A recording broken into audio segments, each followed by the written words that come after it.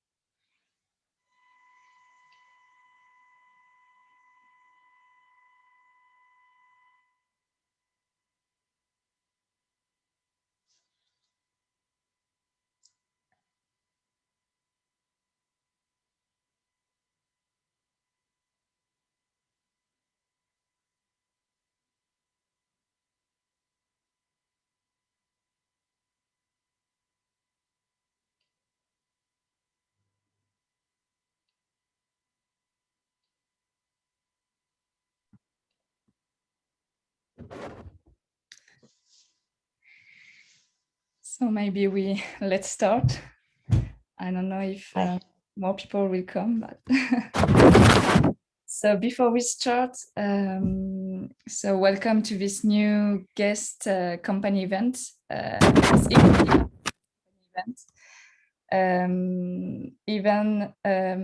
So thank you all for joining us. It's a pleasure to share these moments with you.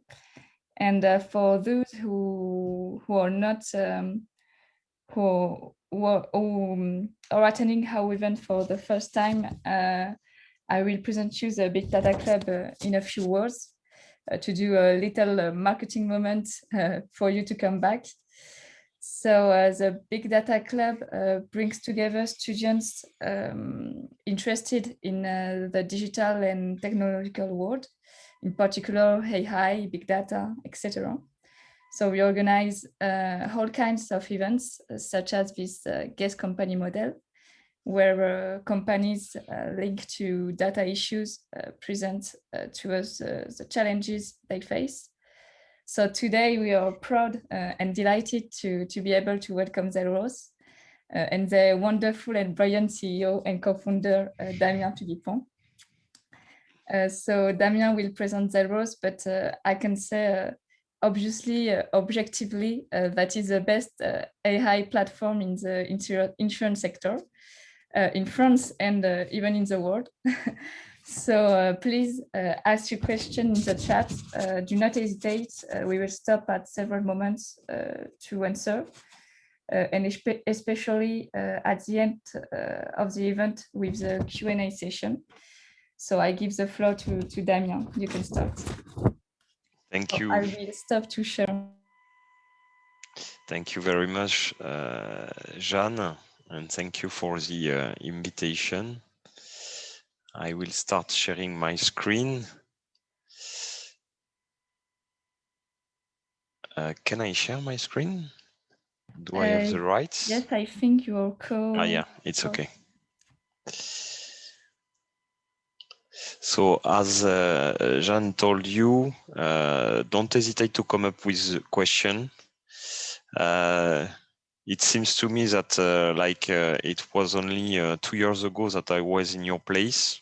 Fortunately, it's been 20 years. So, but still, I feel quite young. So don't hesitate to come up with question.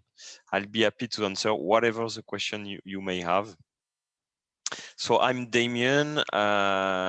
So as Jeanne said, I'm one of the 3 co-founders of Zelros. 44 years old, a bit more than 20 years of experience. I will come back to my background a bit later. So in terms of agenda, this is what I will be talking about.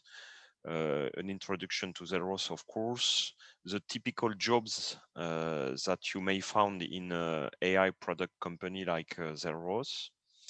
I will also speak about 2 typical use cases that we tackle at Zelros for the insurance industry. And I will finish by talking about some topics that we have in our R&D roadmap for the 12 coming months. And as Jeanne said, we will stop each time for Q&A moment to make this event as interactive as possible.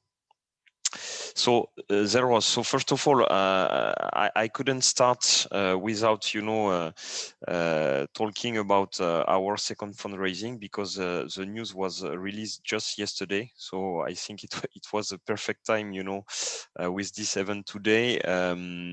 So we had a first fundraising at Zelros 2 years ago of $5 million. This time we raised $11 million. So of course, when you found a startup, the objective is not to raise funds. The objective is to build a great product and to find customers, to find a market fitting to your product, or to build a product fitting to a market.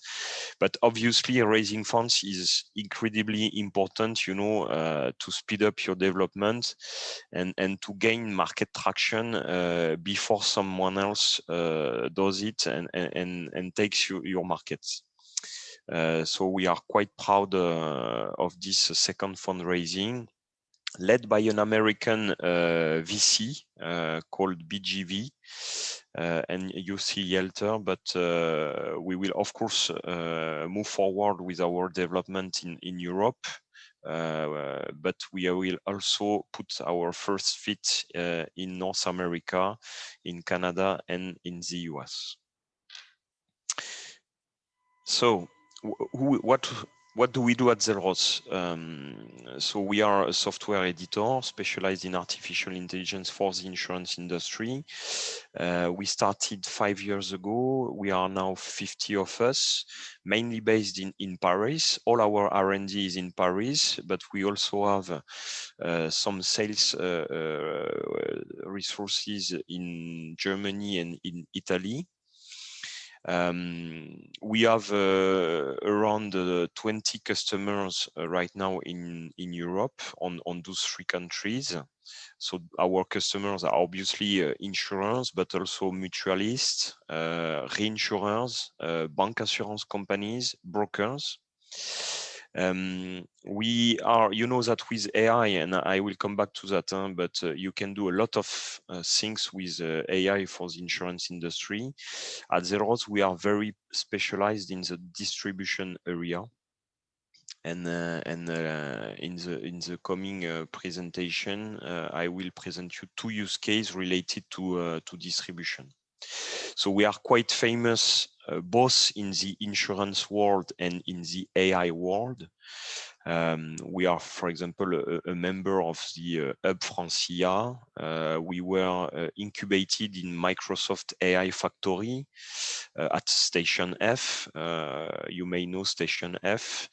We just integrated a famous landscape, worldwide landscape made by Matt Turk. Maybe you know this landscape. And as you are the big data practice in your school, we were also the organizer of the biggest. We are the organizer of the biggest machine learning competition that we call Data Science Olympics.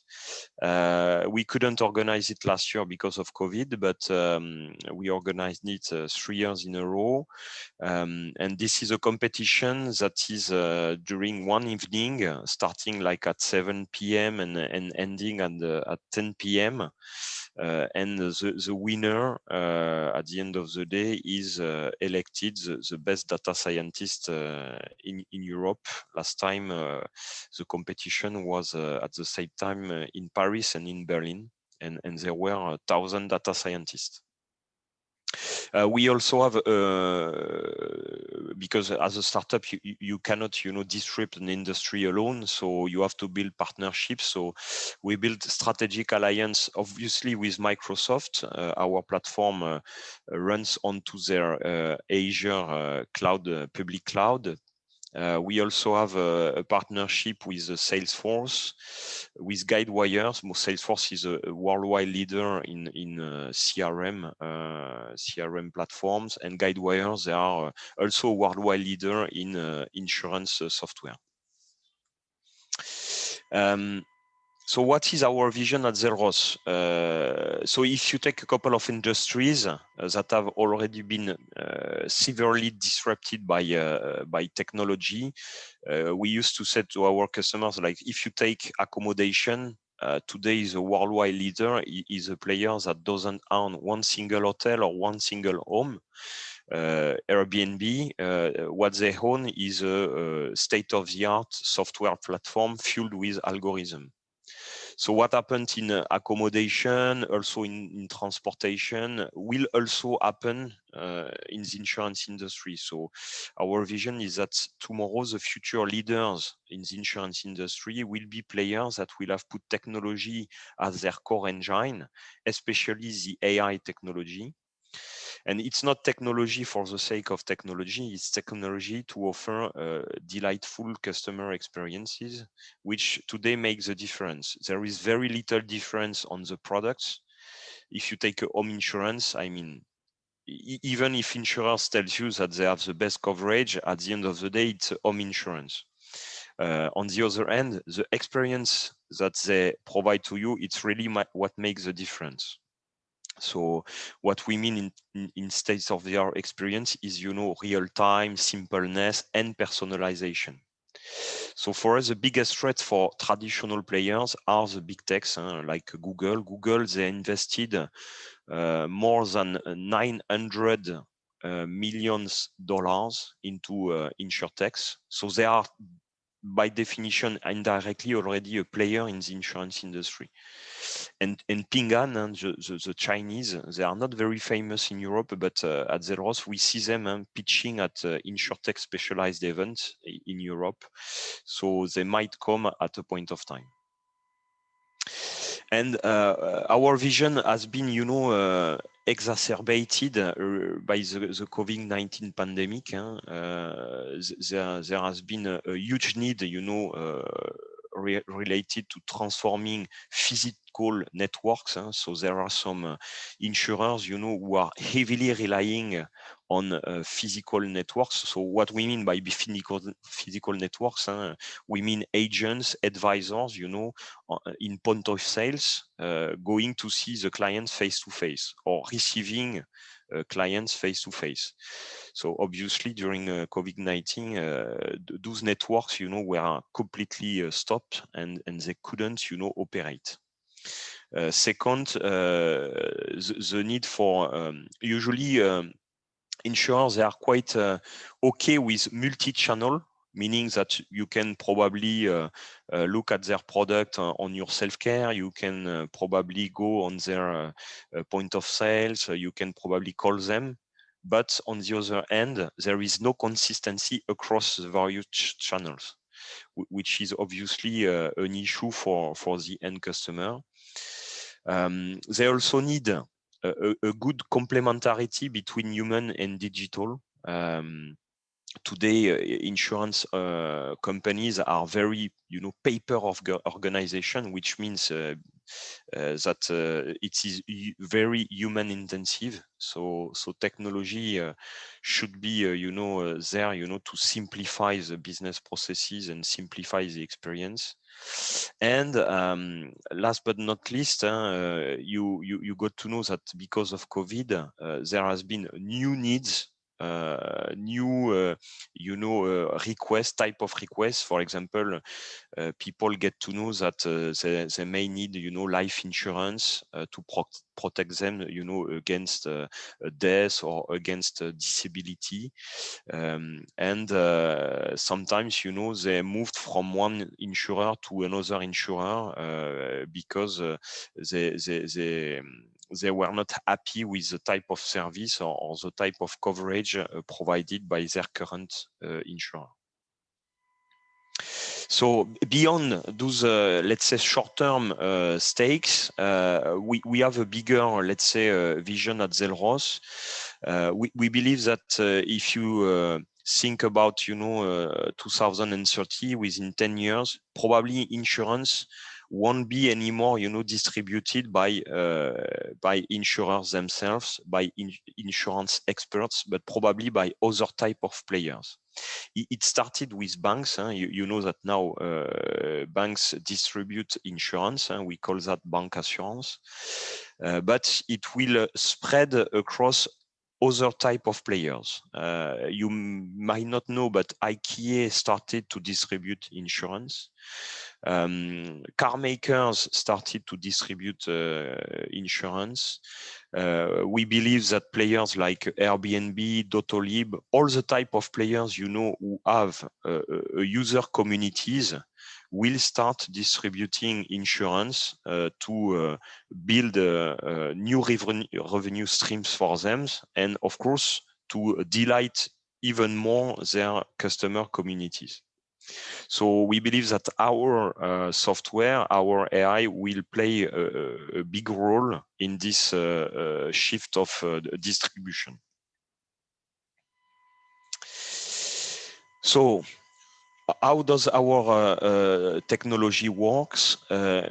So you know that there is no AI without history of data, without history of data points. So the first capability that we built at Xelros is the ability to ingest massively data.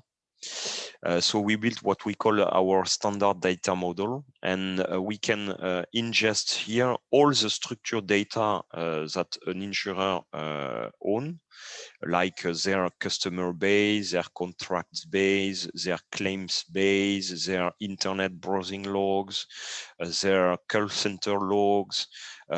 Sometimes even they have subscription to open data. We can also ingest those type of statistics data, like for example flood statistics or burglary statistics.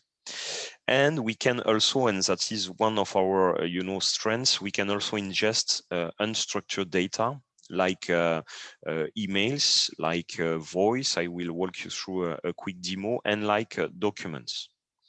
And this is by ingesting all those data, then we train our AI engine, which is made of a couple of hundred algorithms.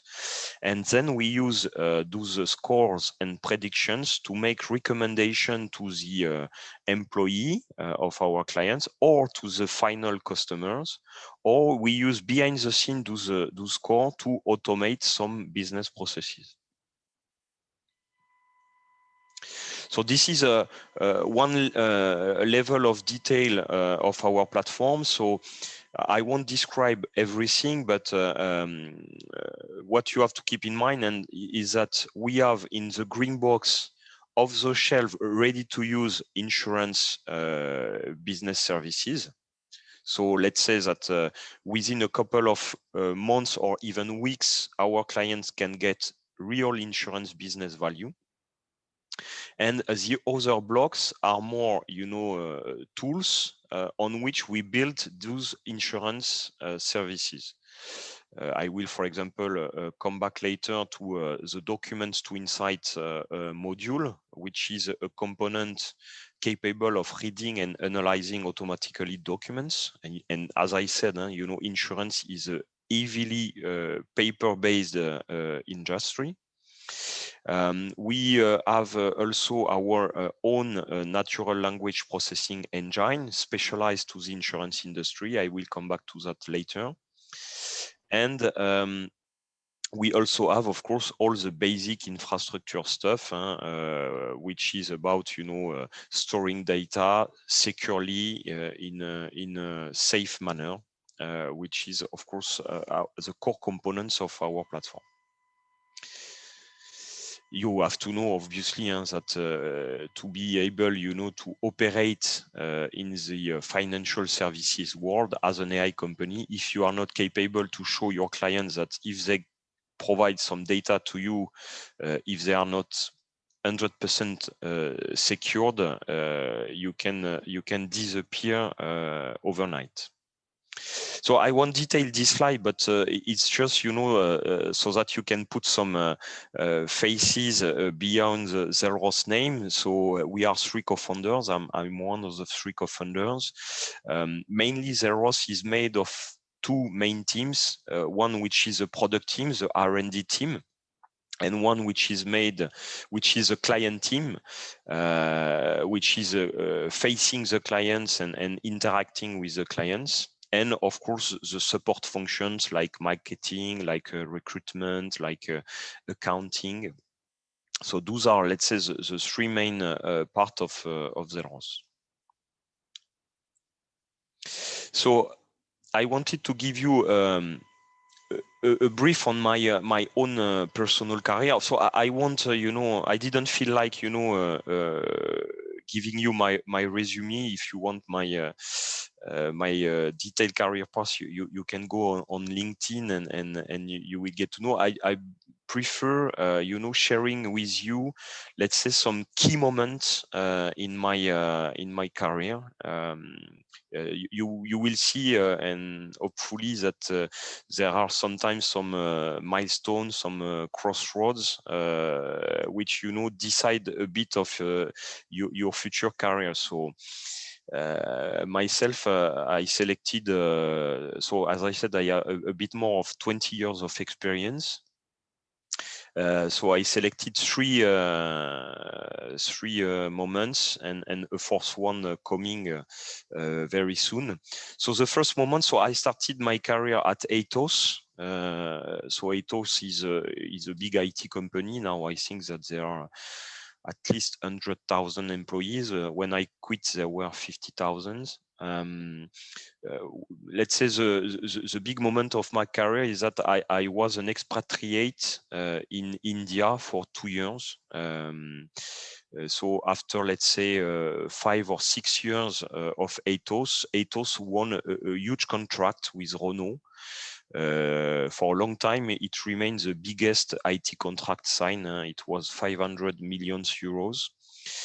So you have to be lucky sometimes in your career. So I was in this Renault team at that time, and when we won this contract, there was huge opportunities, to scale with new roles, new position, and I got appointed, to build the services center of Atos for Renault in India. So I spent 2 years in India. So it was back in 2006 and 2007. And this was a big accelerator of my career because almost overnight, I was speaking with Atos CEO worldwide because India was very strategic at that time. But I won't say that this is what accelerated my career. What's really accelerated my career is that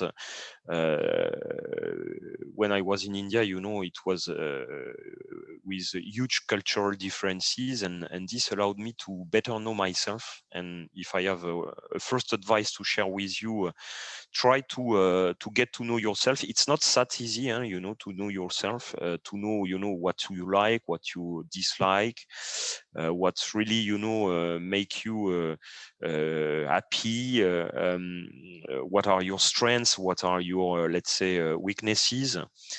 So India was really important for me, and that was really the kick side of my career. Then I come back in France. The second moment that I want to share with you is that I had the opportunity to join a team to build, to create a management consulting company.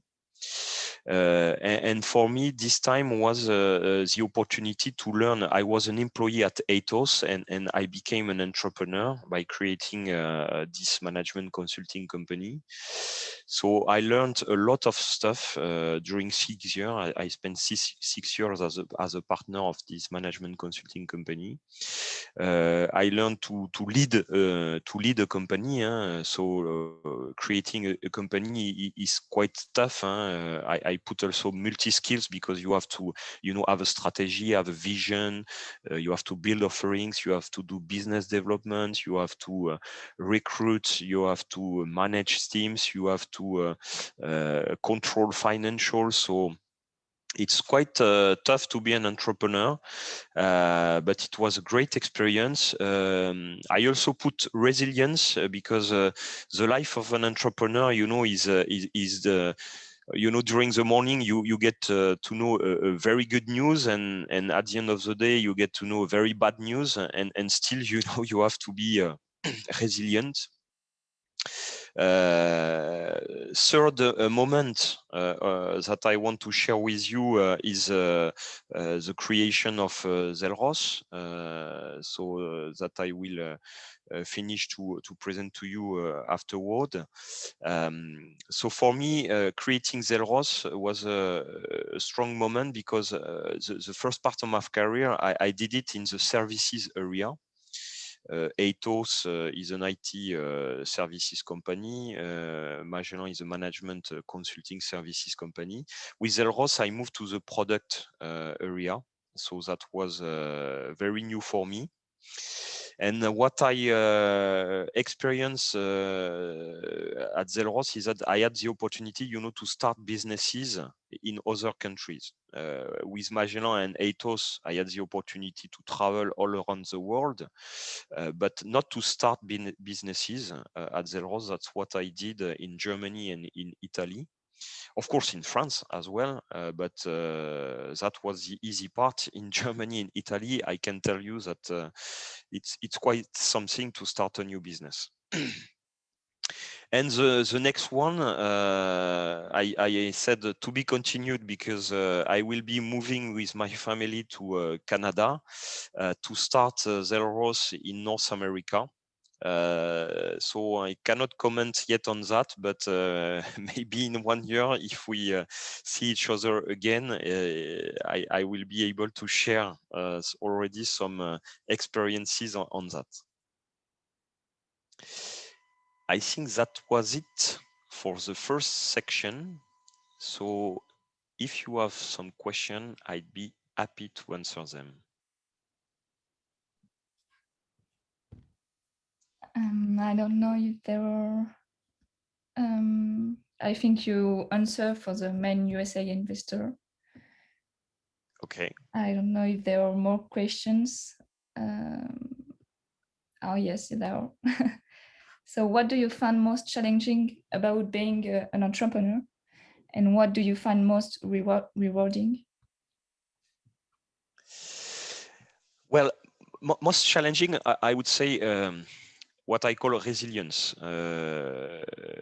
I don't remember the English word for montagne russe, but being an entrepreneur is about mountaineers, you know. As I said, sometimes in the morning you get to know, you know, that a client sign a contract and you are so happy, and end of the day you get to know that I don't know, someone wants to leave your company, like maybe your best employee, and you have to go across, you know, those very pleasant news without being too much happy, and you have to go through bad news without being too much sad, you know. So I think that's something quite tough. And the other one is the multi-skills aspect.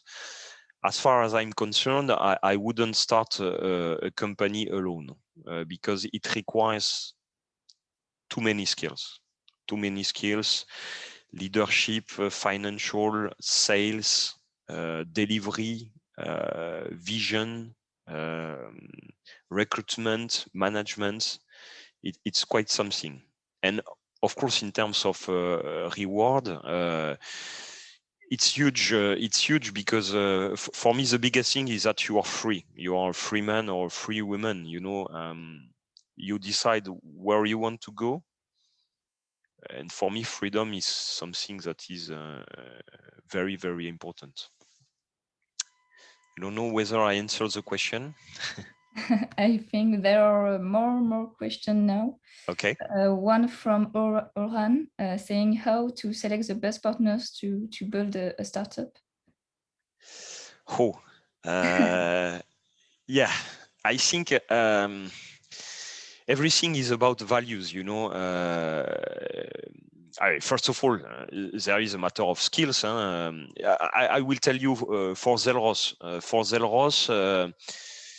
When I was in this management consulting company at Magellan, I had built a practice around big data. Big data is the old name of AI. And I wanted, you know, to test my value proposal before, you know, putting my offering on the market and to try to sell it to clients. I wanted to test it against experts. So I went to LinkedIn and I looked at my network, and I found someone who graduated from the same engineering school, was working at AXA. I did not know him, but I sent him a message saying, "Look, Christophe, I'm Damien. We graduating from the same school. Do you mind if I come and present you my offering, and you will let me know whether it makes sense or you will give me your comments?" He said yes. So we met, and you know, 2 years later, he quit AXA. Myself, at that time, I quit also Magellan, and he saw that on LinkedIn, and he called me and he told me like, "Look, Damien, I've just created Zelros. I need a guy like you. Would you like to join the venture?" And that's how we met, you know. So I won't tell you that I have specific advice. I can tell you why it worked. It worked because we had complementary skills. Try not, you know, to take as partner someone who has the same skills, you know. For example, Christophe is technical, I am more business. We are both engineer, but I am more a business guy and he's more a technical guy. And so complementary skills, I would say. And second, values. For example, we are both hard workers. I wouldn't be able, you know, to partner with someone who is lazy, you know. So he's hard worker, he's committed, he respects human.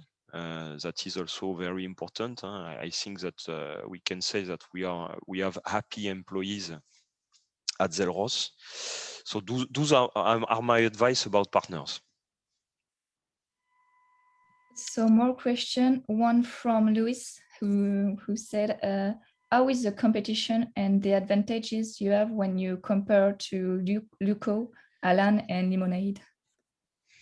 Okay, a good question. So we are not at all in the field of those three players. Why? Because they are B2C, meaning that they distribute insurance products, and us, we distribute software, AI software, to better distribute insurance products. So Alan, Lemonade, and Luco could be our customers, and hopefully they will be our customers if they want to, improve their digital platforms with AI.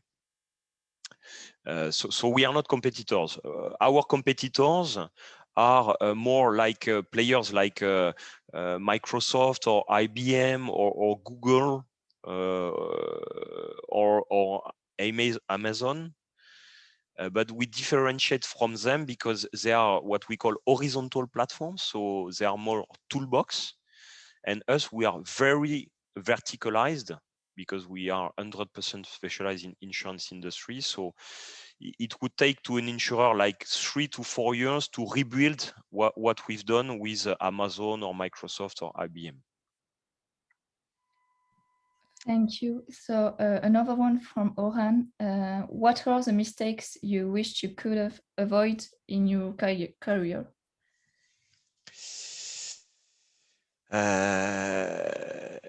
Mistakes. Well, when I quit Magellan, it was mostly because of a kind of burnout. You know that burnout.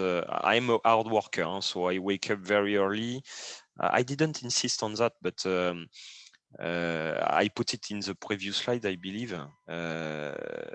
I'm not the type of guy, saying that you have to plan your career. I'm not a big believer of that.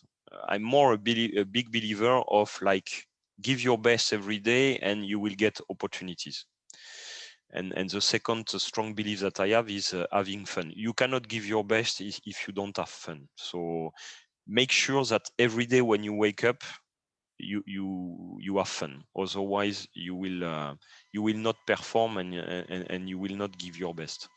And at a point of time at Magellan, I was really working hard and I was kind of burnout. So let's say that I got kind of frustrated with my partners, and that was the reason why I quit Magellan. At the end of the day, it turns out to be good for me because I had the opportunity to create Zelros, but I could have had, a big career as well, and quite some enjoyable moments, pursuing my career with Magellan. So make sure that in your life to balance properly, your professional life and your private life. And when you think that you are, too much connected, too heavily, bothered, like you cannot sleep well, or you think about your work 24 hours, 7 days, it's time, to step back and to relax, I would say. Thank you. Another question. How do you keep updated with the technological advancements, especially when you are involved in a dynamic field like artificial intelligence? Yeah, good question. I was speaking with a customer like 1 hour ago. 1 year ago when they were speaking about handwritten documents, I used to tell them like, look, now it's not possible. Huh? Technology is not yet there. Since 6 months later, it was possible. Huh? It begins to be possible. And when I mean possible, like we can put it in production with appropriate performance to automate business processes. So yeah, to keep up with the fast pace, you have to be curious. Myself, I spend at least 1 hour per day, reading news, reading article, or Christophe, my partner, I know that he listens to podcasts. you have to be curious. You have to be curious. You have to, you know, monitor closely your competitors, listen closely to your partners. So I would say that is the only way. And of course, you have to recruit good people. You have to recruit good people who are. I think that it was Steve Jobs saying, like, we don't hire smart people to tell them what to do. We hire smart people so that they tell us what to do. So I think that also that there is this challenge to make sure that you recruit properly. Thank you. Another question from Orhan. What's a good leader, and to what do you attribute your success? Good leader. I like, you know, this new trend about servant leadership. I don't know if you are aware of that. For me, a good leader is the one, you know, who federates a team, but not by using of the hierarchy, you know, to tell them you have to do that. It's more, you know, to show them where you want to go as a team, as a company, and to make sure that they have all the means to go there. And then, you know, you make them responsible, accountable, you know, for their own contribution. So that's the only way for me, you know, to make sure that everybody is happy and everybody gives his best. Sorry, I forgot a comment from Louis, who said you could leverage on big French. I think speaking about the competitors talking. Yeah. So we are. Oh, sorry. Yes. Yeah. But the only point is that we want to be a worldwide leader. So in France, you are correct. For example, for a long time, our natural language processing was, you know, overperforming both Google NLP, Microsoft NLP, Amazon NLP, IBM NLP. But this won't, I mean, and this didn't last for long, because each of the names that I quoted, they have like 8,000 engineers, and at Zelros we have 50 of us. So the only way to compete is not language, is really industry specialization. That's the only way, you know, to compete with those big names. For example, if I take speech to text, I mean, it would be crazy to start right now, or even 2 years ago or 3 years ago, a startup on speech to text. Speech to text, it's done. It's over. It's already a commodity. You know, it's like power or water. You know, you click on a button and you get a good speech to text. So everything that is very horizontal. There is a famous sentence saying winner takes all, meaning that there will be only 1 or 2 or 3 or 5 players worldwide that will hit the market. So last question from Hugo. As you want to expand into North America, are there any specificities to take into account in this market? Is thinking of the different model of insurance over there? Yeah, very good question. So I believe that we have a lot of stuff to discover. There are some regulatory differences from one state to the other, first of all. Second, as you said, the market is not structured the same way. For example, they use a lot of independent agents, rather than, you know, in Europe, and at least in France, it's more what we call tied agents, captive networks. So probably we will have to adjust both our product and our go-to-market. Other differences, there are few what they call general insurers, meaning insurers that cover all the type of insurances: home, car, health, life, credit. They are more specialized insurer. Like there are very strong car insurers, there are very strong home insurer, very specialized. So yeah, probably there will be something, a lot of things even to adapt to get a proper US and Canadian market fit. So thank you. There is no more question. I think we can move on. Okay. So probably I will speed up a bit to make sure that I cover. So typical jobs. So I have only one slide on this, so it should go fast.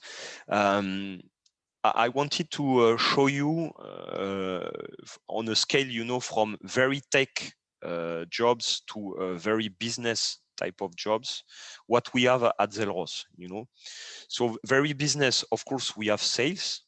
So let's say myself, I'm more on the sales side.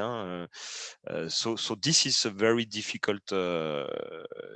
It's not because I am sales that I say that, but this is a very difficult job because you have to first of all understand very in detail, the technology, your product, what you are selling. And on the other end, you have to have very sales skills, good relationship, good intimacy, good empathy. So it requires tech background, but it requires also soft skills to be a good sales. I put also a UX designer. So we have UX designers at Zelros. I usually say to customers, deploying AI at scale is very less of a tech issue. It's 90% about human. So you have, even if you have designed the best, neural network to crack a specific data issue, you have done 10% of the job. 90% of the job is to put this algorithm in the hands, of a user, a human, so that he uses it or she uses it to get a ROI at the end of the day of your neural network. So this is a job, for example, of UX designer. What is the experience that will maximize, the usage of the AI? Pre-sales engineer. So pre-sales engineer, they should be both functional and both technical. They should understand very well, the business processes, the business context, how the insurance industry work, what is an insurance product on one hand, and on the other hand, they should also understand in details the product, more in details, of course, than the sales and the account executive. Solution engineer, those are the ones, once the contract is sold, they are the ones, who deploy the technology. So they, for example, they connect the platform to the data sources, they configure the platform to make sure that the platform is put in production and used by end user.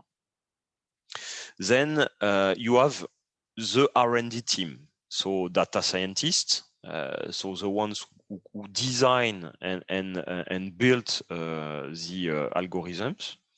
Software engineer, the one who builds the software that embed the algorithms.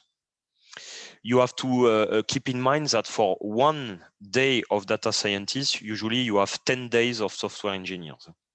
So even an AI company, if you look at the employees, usually this is the ratio. For one data scientist, you have 10 software engineers. And today it's more hard to find good software engineers than to find good data scientists, at least for Zelros. It's easy for us to recruit data scientists. We struggle a lot to recruit good software engineers. Machine learning operations. This is a new, let's say, practice that comes from the fact that usually companies, they design algorithm and they put them in production and they stop here. And again, when they do that, they have done probably, let's say, 20% of the job.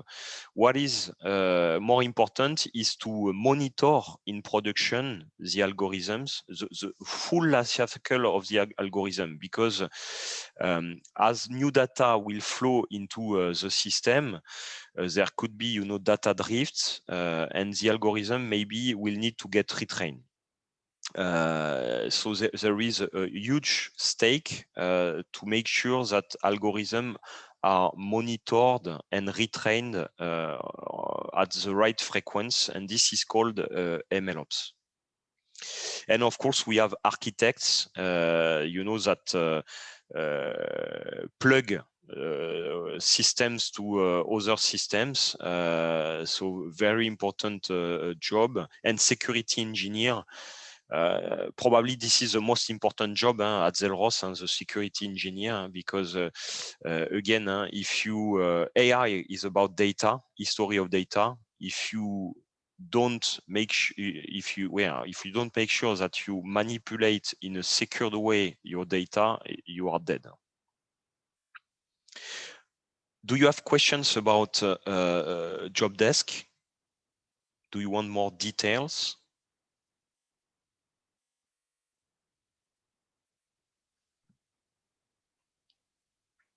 No? Maybe there are, I don't see any question for the moment. Okay. So I can move forward. Yes. And don't hesitate if you have one, I will answer later. So 2 use cases. As I said, you can do a lot of things with AI in the insurance industry. So this is a prism made by Gartner. You know Gartner, they are a worldwide, not consultancy, but benchmark agency. And they designed this prism with all, let's say, the use cases applicable with AI for the insurance industry. I put some Z around the use cases that we target at Xelros, and today I will present you agent recommendation and underwriting support. Okay, so agent recommendation. So let me show you a quick demo. So I switch my screen.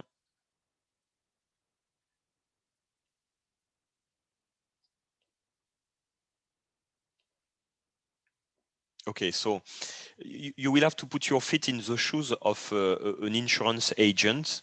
So this is Salesforce. Salesforce is a typical CRM that is used by insurance agents. So within CRM, so here I will load the profile of one of their customers.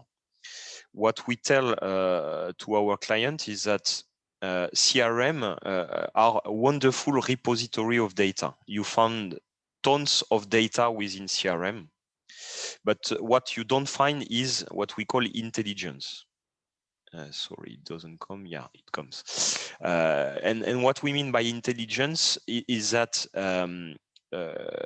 it's still to the human brain of the agents, to crunch the data, to analyze them, and to decide what to say, what to propose, what to highlight to the customer. Sorry, it doesn't load. This is a demo effect. Let me try again.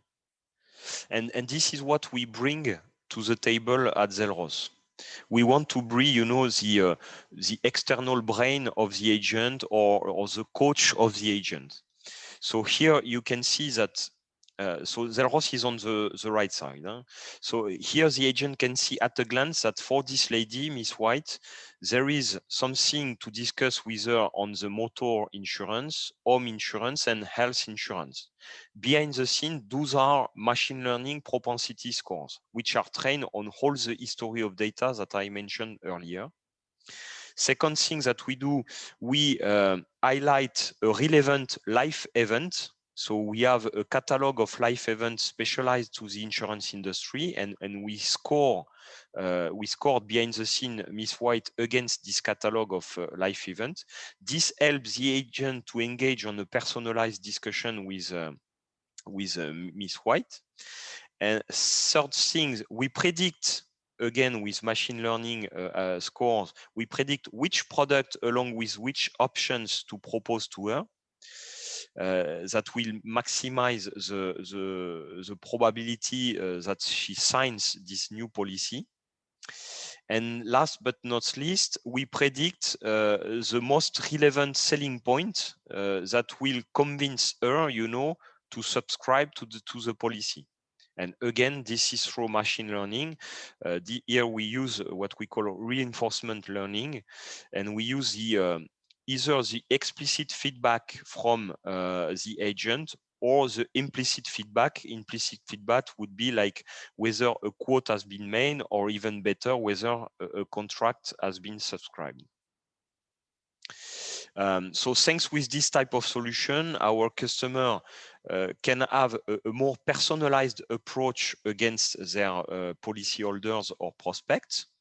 So at the end of the day, clients are more happy, and they tend, to sign more policies. So this is the demo with the data that are known by the customer. We use as well what I call unstructured data. So here I have enabled the mic of my laptop. So if I simulate a quick conversation, hi, Miss White, what can I do for you?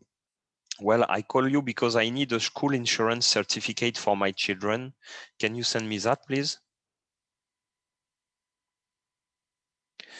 So here you saw that almost in real time, we recomputed. So we analyzed behind the scenes the discussion. We extracted key relevant information, and we recomputed the propensity.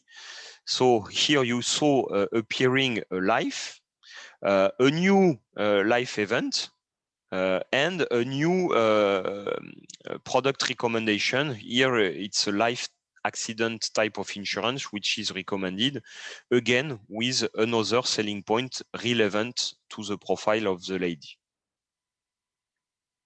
Okay, so this is one of the use cases that we deploy today.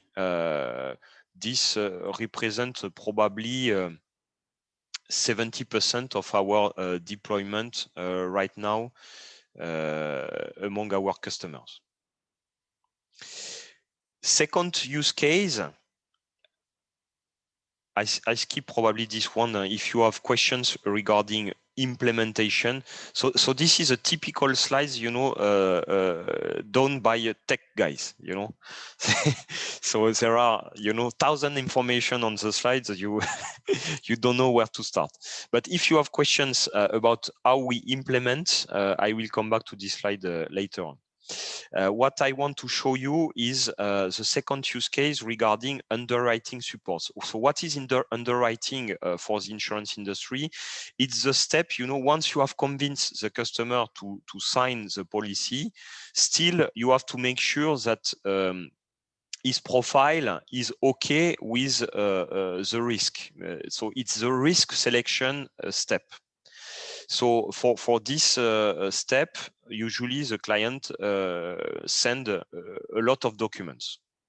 So here we came up at Zelros with a computer vision technology specialized again to the insurance industry to read and analyze automatically those documents. So let me walk you through again a demo. So this is a demo portal. So I will upload a document.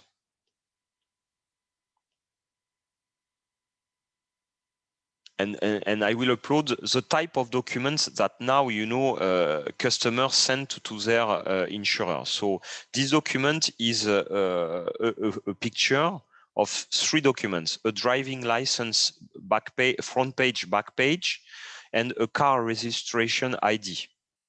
So in French, une carte grise. So traditional OCR technology are not capable of reading this type of documents. So because here you need to cut the picture in 3 pieces to recognize each piece and to apply the right neural network to extract the info. And you will see on the left side that we are capable of reading all the fields automatically. And as we read of the fields, of course, we can make the decision automatically whether to underwrite or to reject the policyholder. And something very important, obviously, what we say to our customer is that automating is good, but automating fraud is not. So we have embedded fraud detection mechanism. So those are the alerts that you see here, because we are capable, of detecting whether the document has been, modified, which is a high probability that there is a fraud. And when those alerts are raised, we advise our customer, to involve again a human in the loop to check whether the alert is a real alert or not. I will show you another type of document. We are quite proud of this because it's a very complex document. You probably know this type of document. It is an accident report, constat à l'amiable in French.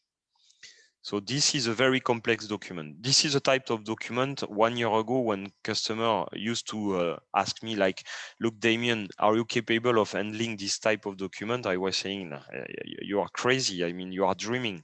And 1 year later, we are now capable of tackling this type of document. So very complex because there is unwritten information, there are checkboxes, and even more complex, there is the sketch, the impact sketch to analyze. And all those information are required to determine who is liable. Is it driver A or driver B? And you see here on the left side that we read properly all the information, and that we can, at the end of the day, say, yeah, here it's B driver who is liable. And you can imagine the impact in terms of customer experience. Instead of, taking ages, to settle their claim, they just take a picture, they send it, our AI analyze it, and like 2 minutes later, they can get refunded or they can get sent, to the proper garage or whatever is the process afterward. So again, in terms of productivity for the insurer, and again, in terms of customer experience. I think that I reach another question step. Yeah. Are there any questions? Yes. So that's impressive. There is a question from Emil saying, is blockchain a big topic for you? Do you think it represents a big opportunity in your industry? Well, for Xelros, no. For Xelros, we don't use blockchain. For insurers, probably. Because you know that with blockchain, there is this concept of smart contract. And there are some insurtech that are positioned on this, to have a smart contract, not anymore on paper, because again, as I said, sorry, my Amazon Alexa is waking up. Let me 2 seconds. No problem.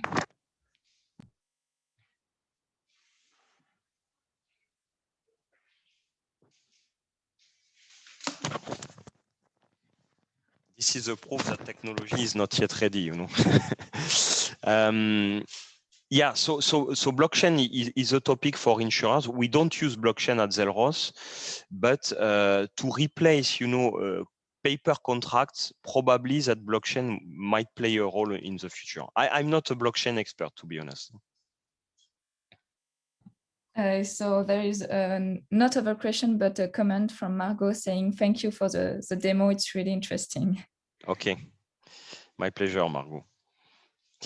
Are there any other questions, or shall I move to the last section? For the moment, no, you can. Okay.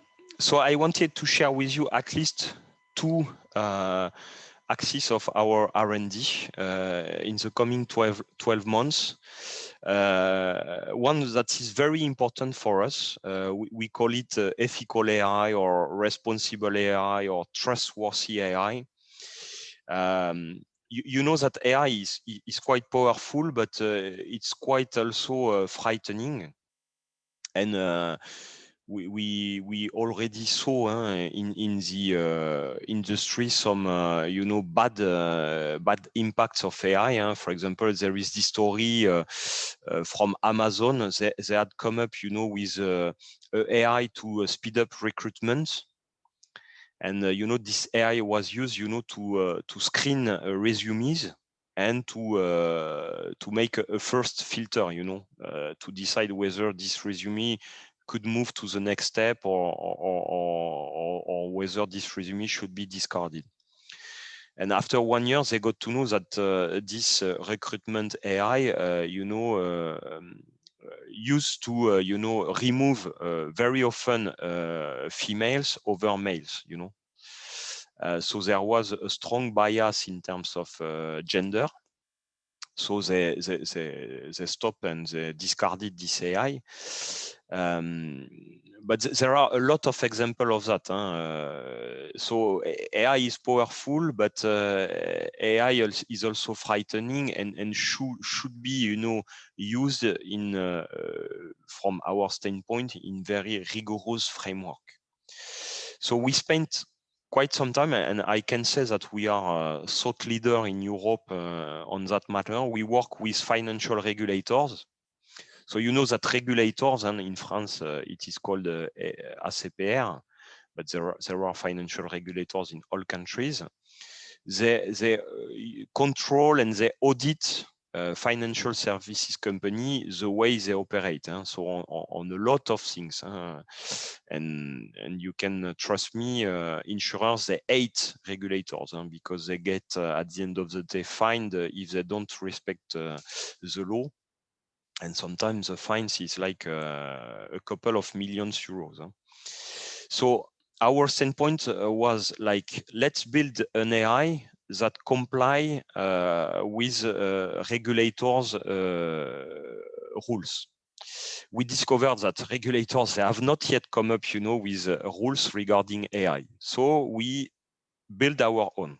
And our, idea is that in the coming months, years, probably months, regulators will provide those new rules about how a financial services company should use AI, and probably Zelros AI will be already compliant.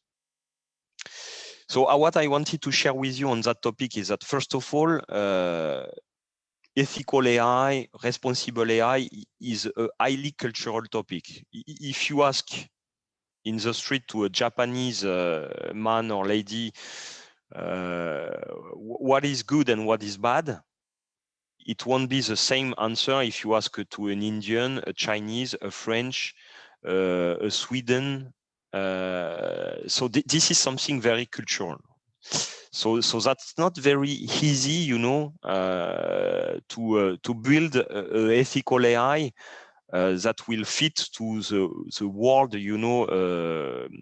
way of seeing what is ethical or not. But we came up with some features in our product. So for example, if you take the topic fairness, we make sure before we train our algorithm that we have removed bias from our data set. So for example, we try to remove gender from our data sets.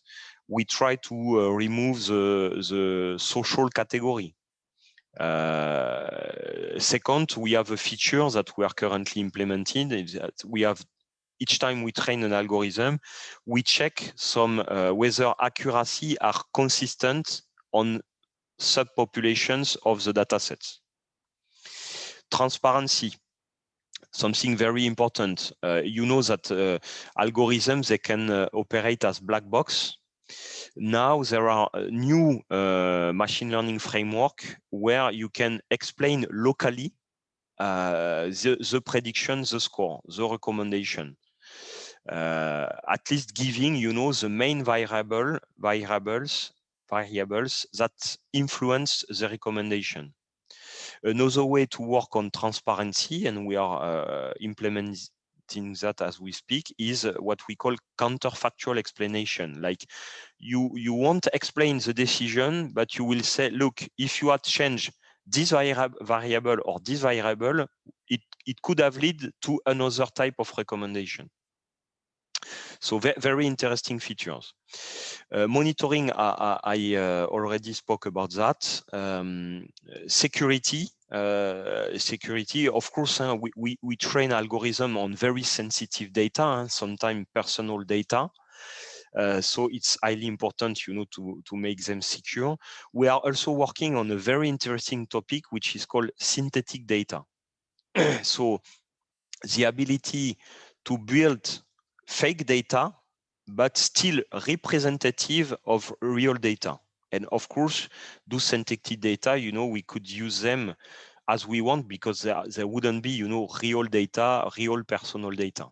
So this is a R&D topic that we have right now at Zelros. Second topic, so you saw in the first demo that I enable the voice to listen to the discussion and extract insightful information. So this is a huge area for us of R&D. It's made mainly of natural language processing engine behind the scene, but not only. So I will show you another demo that we are currently implementing. It has not yet been shown to any customer yet. So here, this is another, you can see on voice.zelros.com. Before our session, I uploaded a recorded message. I don't know whether you will. Do you hear the sound or not? Personally, no? Not a lot. Yeah, okay. Anyway, this is a recorded voice message in German that we uploaded into our Voice to Insight capability module. And you can see behind all the analysis that we make. So we extract what we call entities. So entities may be, you know, names, policy numbers, locations, car plate number, and this allow us, you know, to bring insurance value added on top of the text. We predict what is the next best action, what is the action, the most relevant action to make based on this message. And we also predict, you know, let's say the emotion, and this will be used by our customer to prioritize, you know, the processing of those recorded message. So you can imagine that with this technology, on a fair amount of messages, I don't know, maybe 30%, maybe 40%, we would be in a position, you know, to listen to voice recording message and to automatically respond to those messages thanks to our technology. So yeah, this is a huge area of R&D for us in the 12 coming months. And I think I've covered everything. Yeah. So thank you. Have you some questions in the chat? I don't see for the moment. I think everybody wants to go for dinner or beer. Sure. One from Margot saying, have you a recruitment process? You mean, do we have open position? Or do we have a recruitment process? We have both. Huh? We have a recruitment process and we have open position. So what I think she wondered what's the recruitment process and maybe what's the position available. We recruit in all positions, to be honest, both full-time position and internships. And we recruit. Our recruitment process is usually 3 to 4 interviews. And after, it depends whether it is more a technical role or more a business role. If it's a technical role, there is a technical check, a technical, how do you say that, test. Yeah, that is the process. And a question from Oran, what business-related book has inspired you the most? Well, I will tell you the one that I'm reading right now, because it's about recruitment. It is called The Who Problem. And to be honest, if you think about it, the most important for a company is to recruit the right people. And this book, it's a bestseller. It teaches you how to recruit what they call A players, so like the 1% of the people that will, change your company. So so it is written by Geoff Smart and Randy Street. I can give you the references afterward if you want. Thank you. I think there are no more questions.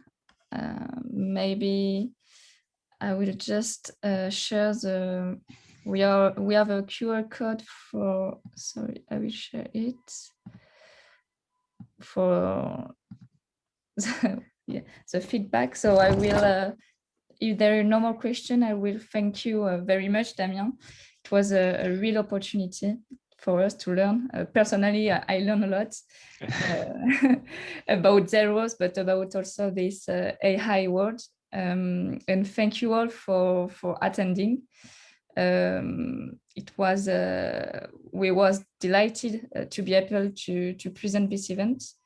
So I hope you all enjoy it, and so please give us a feedback through this QR code. And thank you, Jeanne, for your invitation. Thank you all, and all the best for the future. Don't hesitate to reach me if you have any question. Thank you, everybody. Thank you. Bye-bye. Bye.